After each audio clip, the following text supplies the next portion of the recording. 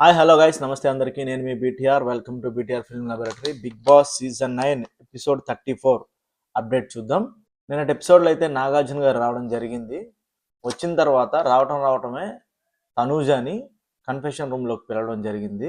తనూజ, నువ్వు కెప్టెన్ అవ్వలేదని చాలా బాధపడుతున్నావు కదా.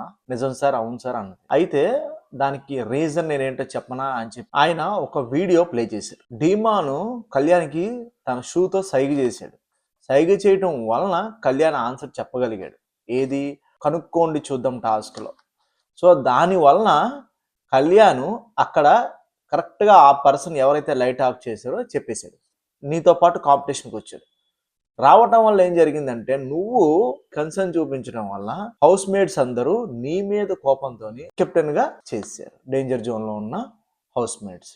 ఇప్పుడు ఇక్కడ శ్రీజ పార్ట్ కూడా చాలా ఎక్కువ ఉంది. శ్రీజ ఒక స్ట్రాటజీ ప్లే చేసి అక్కడ వాయిస్ రైజ్ చేసి కళ్యాణ్ కోసం చెప్పడం స్టార్ట్ అయింది. స్లోగా అందరూ శ్రీజ మాటలకు ఇన్ఫ్లుయెన్స్ అయ్యి కళ్యాణ్ పేరు చెప్పడం జరిగింది. దాని వలన కళ్యాణ్ నీకంటే కూడాను ఒక స్టెప్ అహెడ్ అయిపోవడం వలన కెప్టెన్సీ అనేది కళ్యాణ్కి వచ్చింది 5th వీక్. లేకపోతే గనక డీమాను సైగ చేయకపోయినా, శ్రీజ స్ట్రాటజీ ప్లే చేయకపోయినా ఖచ్చితంగా తనూజ 5th వీక్ కెప్టెన్ అవ్వాలి లాజిక్ ప్రకారం. సో అది జరగల. సో గేమ్లో చాలా మ్యానిపులేషన్స్ అవుతూ ఉంటాయి. మన గేమ్ మనం మాత్రం సిన్సియర్గా ఆడాలి. ఎప్పుడు కూడా పక్కోళ్ళ మీద డిపెండ్ అవ్వకూడదు. పక్కోళ్ళని గుడ్డిగా బిలీవ్ చేయకూడదు. సో 2 సార్లు, ఒకటి కాదు 2 సార్లు తనూజ మీరు కళ్యాణ్కి సపోర్ట్ చేయడం వలన కళ్యాణ్ ఏ పరిస్థితుల్లో కూడా, ఏ సిచ్యువేషన్లో కూడా మీకు సపోర్ట్ చేయలేదు. తన స్వార్థం తనే చూసుకున్నాడు. తన కెప్టెన్ అయితేనే అట్లీస్ట్ సస్టైన్ అవుతాడు అనే ఒక యాటిట్యూడ్, అనే ఒక ఆలోచనలోంచి తను చెప్పడం జరిగింది. కానీ లేకపోతే కనుక కెప్టెన్ అయ్యే ఛాన్సెస్ ఏమాత్రం కూడా లేవు కళ్యాణ్కి.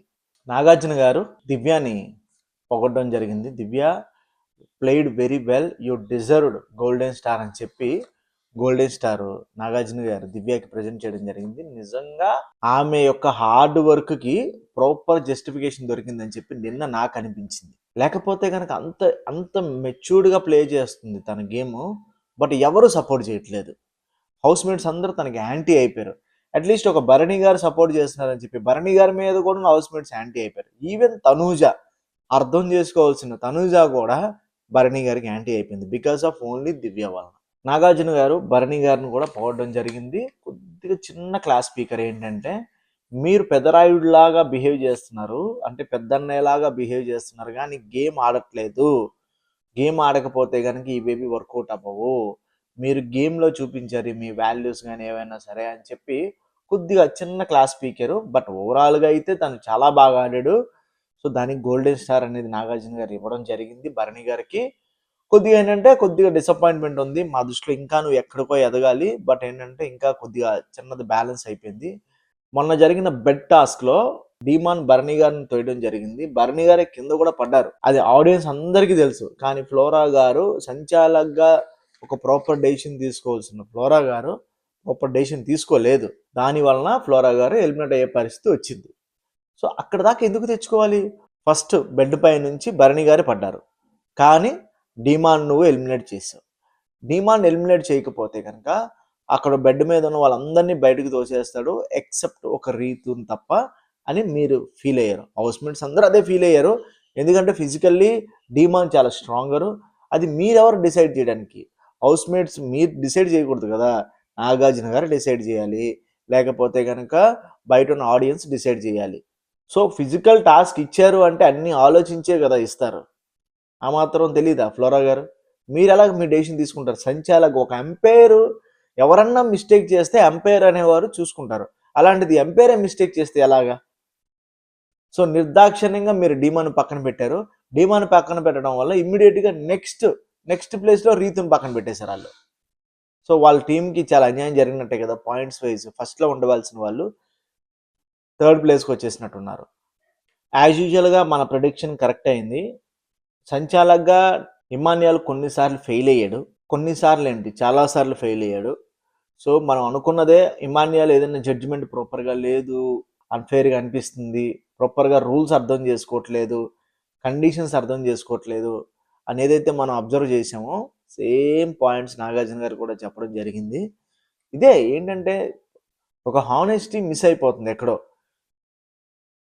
ఇమాన్యుయల్ బాగా ఆడుతున్నాడు, ఓకే, వెరీ గుడ్. లౌక్యం తెలిసిన పర్సన్ ఇమాన్యుయల్. తన గేమ్లో ఆడిన విధానం కానీ, లైఫ్లో ఎదిగిన విధానం కానీ చాలా క్లియర్గా తెలుస్తుంది. ఎవ్వరిని నొప్పించకుండా, అందరికీ బతిమాలకుండా, అందరినీ బుజ్జగించుకుంటా తను ఎక్కాల్సిన ప్లేస్కి ఎక్కుతున్నాడు. చిరంజీవి గారు చెప్పిన మాటలు బాగా గుర్తున్నాయి. పైకి వెళ్ళాలనుకునేటప్పుడు చెవిటి కప్పలాగా వెళ్ళాలి అని. ఆయన చెప్పింది ఒకటి, ఈయనకు అర్థమైంది ఒకటి. ఇమాన్యుయల్కి ఆయన చెప్పింది ఏంటి, ఎక్కడా కూడా రూల్స్ రెగ్యులేషన్స్ కానీ వాల్యూస్ కానీ మర్చిపోకూడదు. బట్ ఇక్కడ అలా కాదు. ఇక్కడ ఏంటంటే మొత్తం మ్యానిపులేషన్స్తోనే వెళ్తున్నాడు ఆయన. ఇమాన్యుయల్ తెలియకుండా మోసపోతున్నారు ఇమాన్యుయల్ వలన జనాలు. అంత న్యాగ్గా, అంత నీట్గా మ్యానిపులేట్ చేస్తుంది అనమాట గేమ్లో. రీతు చౌదరి నాగార్జున గారు క్లాస్ పీకడం జరిగింది. ఎందుకంటే బెలూన్ టాస్క్ ఏదైతే ఉందో, బెలూన్ టాస్క్లో బెలూను కింద పడకుండా ఊదుతూ ఉండాలని చెప్పి బిగ్ బాస్ క్లియర్గా ఇన్స్ట్రక్షన్స్ ఇచ్చారు.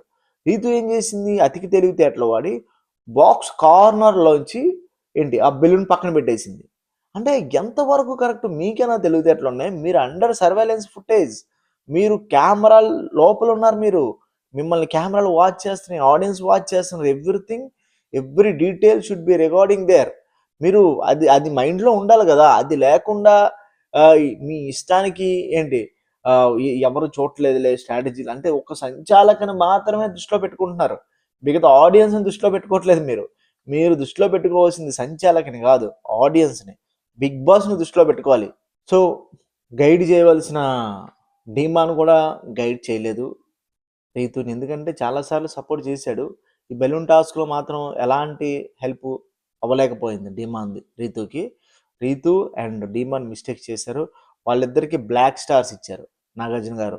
They deserve black stars. Audience కూడా అదే ఫీల్ అయ్యారు. ఓటింగ్ చూసుకుంటే కనుక, మామూలు బిగ్ బాస్ ఓటింగ్ పోల్స్ చూసుకుంటే కనుక రీతు అండ్ డీమాన్కి చాలా తక్కువ ఉన్నాయి. ఇలాగా వరుసగా ఒకరి గురించి నాగార్జున గారు చాలా పాయింట్స్ చెప్పి క్లాస్ పీకడం అయితే జరిగింది. రాము రాథోడ్ని కొద్దిగా పొగడడం కూడా జరిగింది. He deserve golden star. ఎందుకంటే బాగా ఆడుతున్నాడు, స్ట్రిక్ట్గా ఆడుతున్నాడు, పర్ఫెక్ట్గా ఉండడానికి ట్రై చేస్తున్నాడు. అలాగే ఉండాలి. ఇప్పుడు గేమ్ ఎప్పుడు కూడా హానెస్ట్గా ఆడాలి. అందరూ మనల్ని చూసి మెచ్చుకుంటారు. అదొక్కటే ఇంపార్టెంట్. పవర్ అస్త్ర అనే ఒకటి పవర్ లాంటిది ఎవరైతే గోల్డెన్ స్టార్ ఉన్నారో వాళ్ళకి ప్రజెంట్ చేయడం జరిగింది. ఇందులో గోల్డెన్ స్టార్స్లో ఎవరైతే ఈ పవర్ అస్త్రాకి డిజర్వ్ ఒక పర్సన్ని పిలవడం జరిగింది, ఇమాన్యుయల్ని పిలిస్తే ఇమాన్యుయల్ వెళ్ళి కళ్యాణ్కి లోపల పంపించాడు. కళ్యాణ్ ఆబ్వియస్లీ ఇమాన్యుయల్ని సెలెక్ట్ చేసుకున్నాడు. ఎందుకంటే రాము రాథోడ్ని సెలెక్ట్ చేస్తే భరణి గారిని గెలవాల్సి వస్తుంది. సో చాలా తెలివిగా, చాలా స్ట్రాటజికల్గా ఇమాన్యుయల్ కళ్యాణ్ పంపించాడు. కళ్యాణ్ ఆబ్వియస్లీ ఇమాన్యుయల్ పేరు చెప్పడం జరిగింది. సో ఇక్కడ ఇమాన్యుయల్ సమయస్ఫూర్తి కానీ, లేకపోతే తెలివితేటలు కానీ, లేకపోతే లౌక్యం, అసలు ఏంటి సార్ మీరు ఎక్కడ నేర్చుకున్నారు సార్? డబ్బును చూస్తే ఇంత లౌక్యం వస్తుందా? డబ్బును చూస్తే ఇంత సమయస్ఫూర్తి వస్తుందా? డబ్బును చూస్తే ఇన్ని తెలివితేటలు డెవలప్ అవుతాయి? ఇమాన్యుయల్ గారు, మీరు ఆడుతున్న ఆటకి దండం పెట్టాలి చేతులు పెట్టి. ఖచ్చితంగా నేను చెప్తాను, మీకు మాత్రం ట్రోఫీ రాదు. బిగ్ బాస్ సీజన్ 9 ట్రోఫీ ఇమాన్యుయల్కు వస్తే నేను ఇంక యూట్యూబ్లో వీడియోలు చేయడం మానేస్తాను. నేను ఇంకా ప్రిడిక్ట్ చేయడమే మానేస్తాను. పక్కా అంత సీనే లేదు. రన్నర్ అప్ అవ్వచ్చు కానీ విన్నర్ మాత్రం ఖచ్చితంగా ఇమాన్యుయల్ అవ్వలేడు. ఇలాంటి తెలివితేటలు ఏంటి స్వామి? ఇలాంటి తెలివితేటలు అవసరమా లైఫ్లో బతకడానికి? ఒక మ్యానిపులేషన్. అసలు నువ్వు ఇంకేం లైఫ్ లీడ్ చేస్తావు? ఇంకేం నువ్వు సాటిస్ఫాక్షన్గా పోతావు? పక్కోడిని ఇంప్రెస్ చేయాలి, పక్కోడిని బుజ్జగించాలి, పక్కోడిని దగ్గర స్ట్రాటజీ ప్లే చేయాలని ఆలోచిస్తే నువ్వు ఇంకెప్పుడు జీవితంలో లైఫ్ ఎక్స్పీరియన్స్ అవుతావు? నీ పర్సనల్ ఎక్స్పీరియన్స్ ఎప్పుడు అవుతావు ఇమాన్యుయల్? ఎనీవే, పవర్ అస్త్ర వచ్చింది, కంగ్రాచులేషన్స్. దాన్ని ఎలా వాడతావు నాకు తెలుసు, ఎప్పుడు వాడతావో కూడా మాకు తెలుసు. ఓకే, చూద్దాం నీ టైం ఎలా ఉందన్నది. పవర్ స్ట్రామ్స్ వచ్చే టైం వచ్చేసింది. రేపు పవర్ స్ట్రామ్స్ రాబోతున్నాయి. సో వైల్డ్ కార్డ్ ఎంట్రీస్ అనేవి పవర్ఫుల్గా ఉండబోతున్నాయి. అసలు స్మాష్ చేస్తారు నాకు తెలిసి. అసలు కీ ప్లేయర్స్ వస్తున్నారు హౌస్లోకి. సో అందుకు ఈ నాకు తెలిసి టూ ఎలిమినేషన్స్ అయితే ఉంటాయి ఖచ్చితంగా ఈరోజు. చూడాలి మరి 2 ఎలిమినేషన్స్ ఎవరు అవుతారా, ఫ్లోరా గారా, లేకపోతే సంజన గారా, లేకపోతే శ్రీజ గారా అన్నది మనం రేపటిదాకా వెయిట్ చేయాలి. ఖచ్చితంగా ఫ్లోరా గారు వెళ్ళిపోతారు. ఇంకా నాకు తెలిసి ఇద్దరు, సంజన ఆర్ శ్రీజాలో ఎవరో ఒకరు వెళ్ళిపోవాల్సిన పరిస్థితి వస్తుంది. ఎందుకని శ్రీజ అసలు వాయిస్ రేస్ చేసి పాయింట్స్ చెప్పి ఏదో మాట్లాడుతుంది కానీ ప్రాపర్ గేమ్ అయితే కనిపించట్లేదు శ్రీజాది. స్ట్రాటజికల్గా ఆడట్లేదు, అటు ఇటు ఫ్లిప్ అయిపోతుంది, ఏదో గేమ్ చేంజింగ్స్ ఏదో ప్లాన్స్ చేస్తుంది, వర్కౌట్ అవ్వట్లేదు అవి అవన్నీ వేస్ట్ అండి. అలా అలా ఆడితే కుదరదు గేమ్. కళ్యాణ్ వెళ్ళిపోవాలి, బట్ ఏంటంటే కళ్యాణ్ కెప్టెన్ అయిపోయాడు కాబట్టి కళ్యాణ్ బతికిపోయాడు. ఇది గాయ్స్ ఈరోజు అప్డేట్. చూసినందుకు థ్యాంక్ యూ. నచ్చింది అనుకుంటున్నాను. సబ్స్క్రైబ్ చేయండి, లైక్ చేయండి, కామెంట్ చేయండి. జై హింద్.